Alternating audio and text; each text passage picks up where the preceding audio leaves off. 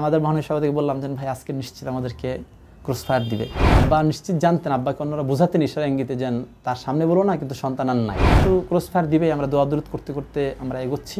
বুড়িগঙ্গায় লাশ ভেসে উঠছে। মর্গের কথা বলছেন, ঢাকা মেডিকেল মর্গে 2টা লাশ পড়ে আছে। মূলত বাইরের লোকজন মনে করছিলেন যে না, আর কোনো কিছু না হলে আমি এবং শাফিউল ভাই দুজন যেহেতু মহানগরের দায়িত্বশীল রানী, আমাদের মনে হয় কোনো কিছু একটা হয়ে গেছে। তাই 12 সেপ্টেম্বর মূলত আমরা গ্রেপ্তার হই। প্রথম দিনই আমাদের এখান থেকে আমাদের যে মহানগর সভাপতি ছিলেন শাফিউল ভাই, ওনাকে নিয়ে গেলেন সুস্থ, দুজনে বললেন আসেন, হ্যান্ডকাপ পরিয়ে নিয়ে গেলেন। আসার সময় তিনি মূলত সেন্সলেস অবস্থায় তাকে এরকম ধরে নিয়ে এসে আমাদের মাঝখানে ঢুকালেন। আমাদের উপরেও টুকটাক যেটা হওয়ার, সেটা উত্তম মাধ্যম মায়ের থেকে শুরু করে যা মানে পিছনের অংশে মানে এটাকে স্বাভাবিক আর ছিল না, এভাবে ফুলে একজন পাগুলো এরকম মোটা হয়ে যাওয়া, তারপর একজন আরেকজনের পাগুলো মালিশ করে দেওয়ার জন্য যা করার, ওখানে ভেতরে থাকা অবস্থায় এরকম তারপর 2 দিন পর পরই তারা এটা নিয়ে যেতেন। নিয়ে যাওয়ার পর তারা প্রশ্ন যেটা করতেন আমাদেরকে, তারা মনে করতেন যে আন্দোলনই হোক না কেন, এই আন্দোলন মূলত পরিচালনা করছে শিবির। এটা স্বীকারোক্তি নেওয়া এক প্রকারের, যে কোটা আন্দোলন তৈরি হয়েছে, সে বিপিনুর চালাক আর যেই চালাক না কেন, এটা মূলত হচ্ছে ছাত্র শিবির চালাচ্ছে। আরেকটা হচ্ছে আগামী এরপরে 18 সালে যে নির্বাচন যেটা হলো, রাতের আধারে যে ভোটার যে নির্বাচন, এই নির্বাচনকে নিয়ে শিবিরের প্ল্যান কি। যাত্রাবাড়ি এলাকা যেহেতু ঢাকা মহানগরী দক্ষিণের এবং ঢাকার প্রবেশদ্বার খ্যাত, ঠিক এই জায়গা নিয়ে আমাদের প্ল্যান কি এমন। অথচ আমরা তো আমাদের নিজস্ব সাংগঠনিক কার্যক্রম নিয়েই ব্যস্ত। তাদের অর্থনৈতিক সোর্স কি, এই জাতীয় বিষয়গুলো প্রশ্ন মূলত জায়গা ছিল। এই প্রশ্নগুলো সামনে রেখেই মূলত তারা একের পর এক আমাদের উপরে যে টর্চার, যে মায়ের যে দোতলায় নিয়ে আমাদেরকে মূলত মায়ের দিতেন। মায়ের যে স্ট্রাকচারটা কেমন ছিল ছোটো করে বুঝবেন, যে হাতে হ্যান্ডকাপ পরিয়ে ঠিক এইভাবে কোনো এক টেবিলের সাথে জানেন সামনে এরকম পা আমাদের দেওয়া থাকতো, আর ভুট করে ফেলতেন হ্যান্ডকাপ দিয়ে, ওখানে তারা টেনে ধরতেন, আর পেছন তো ওপেন থাকতো। এই অবস্থায় এখানে ধরেন বাড়ি দেওয়ার এক পর্যায়ে হতো। আর এক প্রকারের ওদের বাইরের ডিজাইন ছিল, যেমন এই হ্যান্ডকাপ পরানো, এভাবে করে সে পিছনে শুয়ে ফেলতেন। শুয়ে ফেলানোর পরে তো সোজা অবস্থা থাকতো। এই এর উপরে একটা ব্যাত, মোটা যে ব্যাতগুলো আছে, এই ব্যাতগুলো তারা দিয়ে 2 জন 2 পাশে উঠতেন। উঠে তারপরে এরকম একজন আরেকজনকে ধাক্কা দিতেন। তার মধ্যে যেটা হতো, যে মনে হতো যেন হাড্ডি এবং মাংস 2টা পৃথক হয়ে গিয়েছে। এইরকম মারগুলো তারা এখানে বসে দিতেন। শুধুমাত্র স্বীকারোক্তি জায়গা কি, মূলত হচ্ছে কিছু প্রশ্ন তারা করতেন তাদের মতন করে, যতক্ষণ পর্যন্ত না হচ্ছে অতক্ষণ পর্যন্ত তাদের টর্চারের যে স্বাভাবিক প্রসেস, এই প্রসেসগুলো তারা চলতেন। এর ভিতরে স্পেশাল বিষয় হচ্ছে, একবার আমরা ভেতরে তো আমরা বাইরের কোনো খোঁজ পাচ্ছি না, ভেতরের লোক আমরা কেমন আছি এটা তো আমাদের স্বাভাবিক টেনশনের জায়গা। 1 দিন 2 দিন 3 দিন হয়ে যাচ্ছে, আমাদের করে তোলার কোনো অপশন নাই। এই মধ্যে একদিন আমরা মূলত ছোট ছোট পত্রিকা, আমাদের একটা হলো যে পত্রিকাগুলো তো নিয়মিত আমাদের খবর ছাপতেন, আমাদেরকে খুঁজে পাওয়া যাচ্ছে না। এর মধ্যে তারা একটা পত্রিকায় তাদের ছাপা হয়েছে, পত্রিকা আমাদেরকে পড়তে দিলেন, তোদের নিউজ দেখ, ওটা বলে আবার মায়ের আমাদের জন্য ঢাকা মহানগর দক্ষিণের সময় মিছিল করেছে, সেই মিছিলের নিউজ দেখে আবার তাদের মার দিতেন। এরকম একটা অবস্থা। যেই পত্রিকার কাগজ দিতেন আমাদের পড়তে, ওটার ভিতরে আমরা একবার পড়লাম, পড়ার পরে যেন কাগজগুলোকে টুকরো টুকরো করে এভাবে আমরা একটা এর মতন করলাম, যেটা করে আমাদের নিজেদের আত্মতৃপ্তির জন্য আমরা খতমে খাজে গান অথবা আমাদের নিজেদের দোয়া দরুদ পড়ার জন্য আমরা একটা গ্রুপ করলাম। ওখানে আমরা যারা নিজেরা ছিলাম, ছোট্ট একটা রুম, যেখানে সর্বোচ্চ 4-5 জন থাকতে পারে, সেখানে আমাদের 20-25 জন আমাদেরকে থাকতে দিতেন। তাহলে আমরা কী করবো, সারাদিন ওখানে বসে কিছু করার নাই, আমরা এই ছোট্ট ছোট্ট কাগজের পত্রিকার কাগজগুলোকে মিলে আমরা এরকম গোল হয়ে আমরা এটা পড়তাম, দোয়া দরুদগুলো পড়তাম আমরা, যাতে করে সবাইকে নিয়ে আমরা একসাথে থাকতে পারি। নিজেরা যেভাবেই থাকি, কিন্তু আমাদের তো আধ্যাত্মিক একটা বিষয় থাকে, আমাদের রবের সাথে সম্পর্কে একটা বিষয় থাকে। আর আমাদের যখন আমরা ঘুমছিলাম, আমাদের তো স্বাভাবিক বিষয়ে আমরা নর্মালি যেহেতু করে তুলছে না, ওই সময় একটা ক্রসফায়ারের একটা অবস্থা চলছে। আমরা নিজেরা মানসিকভাবে প্রস্তুতি নিয়ে ফেলেছিলাম ইতিমধ্যে, যেন আমাদের আর জীবিত ফেরার অপশন নাই। আর ইতিমধ্যে আপনারা জানেন যে আমাদের কয়েকজন ছাত্র শিবিরের 6 জন পর্যন্ত গুম করে ফেলেছে। আমরা স্বাভাবিকভাবে মনে করে নিয়েছি যে আমরা গুম হয়ে গিয়েছি। একবার আমরা এরকম এগুলো গুনতেছি, সিসি ক্যামেরায় তারা লক্ষ্য করছেন যে না কী যেন হচ্ছে, তারা দৌড়িয়ে আসছেন, কি হয়েছে বললাম যে আমরা খতমে খাজে গান করছি, তারা এগুলোও নিয়ে গেলেন। মানে হচ্ছে আমাদের দোয়া দরুদের উপকরণকেও তারা নিয়ে গেলেন। এর মধ্যে দিয়ে মূলত দিন অতিবাহিত করলাম। একবার হঠাৎ করে শেষের আমাদের যে গ্রেপ্তারের কয়েকদিন পরে, 1 সপ্তাহ পর্যন্ত আমাদেরকে তো কেউ পাচ্ছে না। 1 সপ্তাহ পরে আমার সাথে শিবিরের আমি এইচআরডি সম্পাদক থাকার কারণে আমার কাছে অনেকগুলো নথিপত্র আমাদের জনশক্তিদের থাকে, যারা আমাদের পড়াশোনা করার জন্য যারা থাকে, আমাদের জনশক্তি যারা, তাদের এমন তথ্য যাদের মোবাইল নাম্বার পর্যন্ত আছে তাদেরকে ওরা গ্রেপ্তার করার অভিযান শুরু করে দেয়। সেই গ্রেপ্তারের অভিযানে অবস্থাটা হয়েছে এমন যে 64 জনকে সময় তারা গ্রেপ্তার করে এক সপ্তাহের মধ্যে। আমাদের প্রথম এক সপ্তাহ ওরা কিছু বলে না, এক সপ্তাহ পর্যন্ত ওরা একটা প্ল্যান সাজায়। প্ল্যানে ওরা মূলত ওদের যে ইগুলো আছে, উপকরণ যেগুলো আছে, সেগুলো দিয়ে প্রায় 64 জনকে গ্রেপ্তার করে। গ্রেপ্তার করা হলো আমাদের মধ্যে, সে বাড়িতে যাচ্ছে, লঞ্চে উঠছে, যেন পরিবেশ ভালো না, এই অবস্থায় লঞ্চ থেকে যায় তাকে গ্রেপ্তার করে নিয়ে আসছেন। একসাথে 2 জন ভাই ছিল, ওরা ইন্টারমিডিয়েট পরীক্ষা দিয়ে এখন ইউনিভার্সিটির পরীক্ষা দিতে গেছেন। এক ভাইকে পরীক্ষার হলে দেওয়ার জন্য আরেকজন ভাই গেছেন।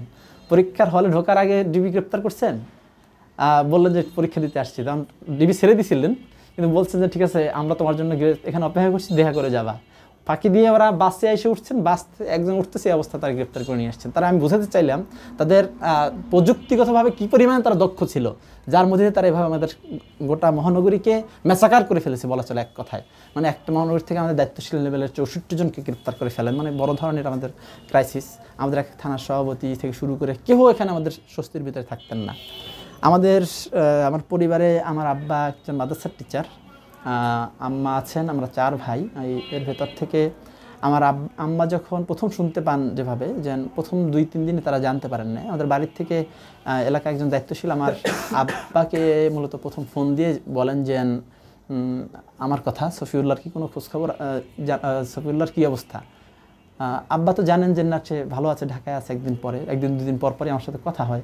2 দিন হয়তো ব্যস্ততার কারণে ফোন দিতে হবে, এমনটা মনে করছে। যখনই ফোন দেওয়ার সাথে সাথে আব্বা মনে করছেন যে কোনো এক সমস্যা কি না, এ কারণে তারা তাৎক্ষণিক আবার খোঁজ নেওয়া, ঢাকায় কয়েক জায়গায় ফোন দিলেন।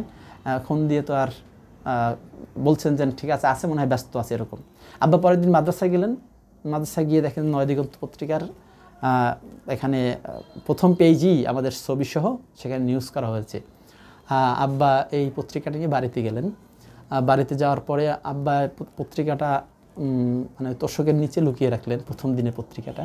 তার পরের দিনের পত্রিকাও আব্বা পড়েন, কিন্তু আব্বা আর বাসায় স্বাভাবিকভাবে থাকতে পারছেন না। মূলত হচ্ছে আম্মা যদি জিজ্ঞেস করে কি বলবেন, শুধুমাত্র ফজরের পরে আব্বা বের হয়ে যান, খাবারের সময় বাসায় আসেন, আবার তিনি মাদ্রাসায় চলে যান, আবার তিনি আসেন।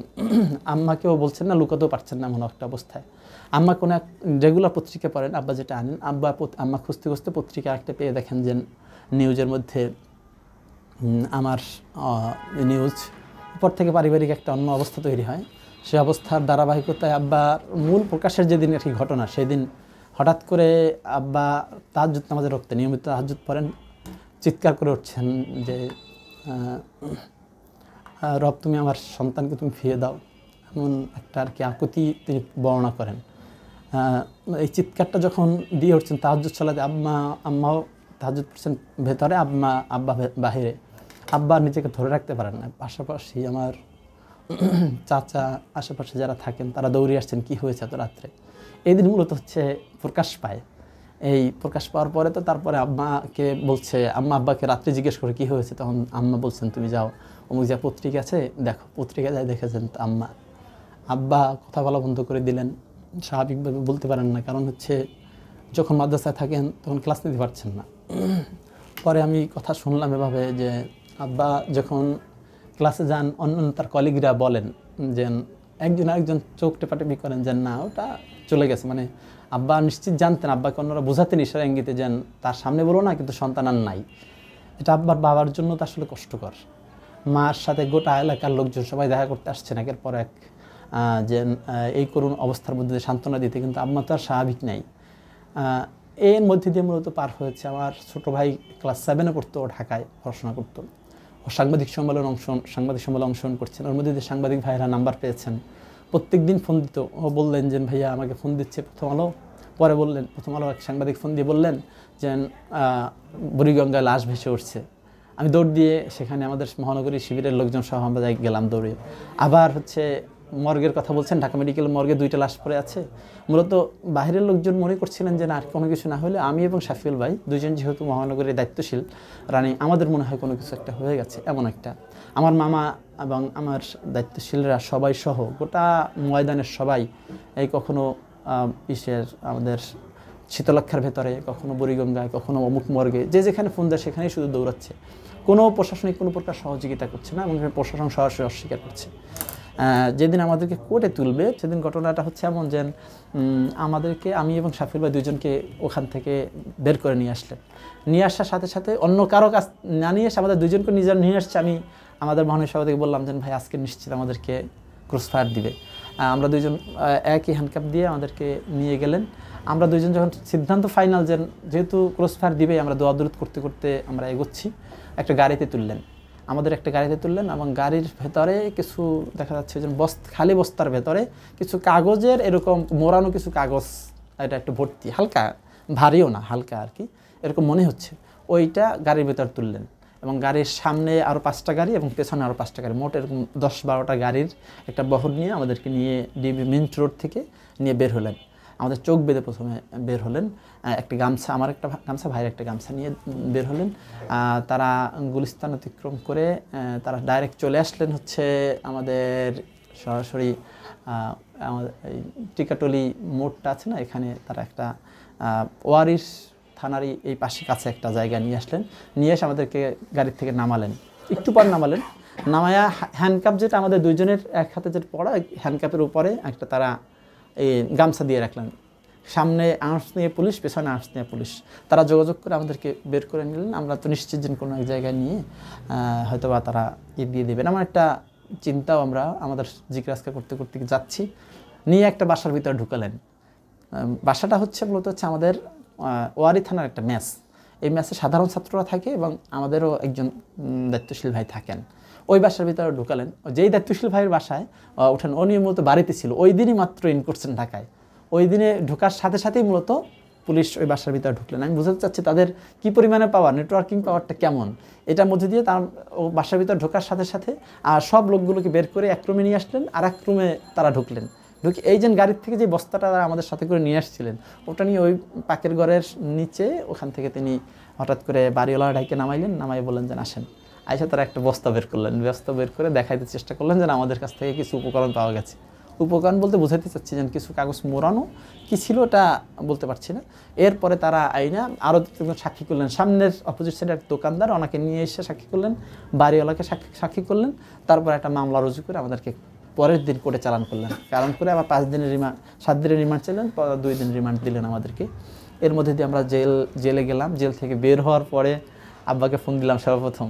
17 দিন পর্যন্ত আমরা ছিলাম, মানে 29 তারিখে আমাদের কোর্টে হাজির করেন। 29 তারিখ বলতে হচ্ছে 12 তারিখ গ্রেপ্তার করে, 29 সেপ্টেম্বর 2018 আমাদেরকে কোর্টে সুপর্দ করে।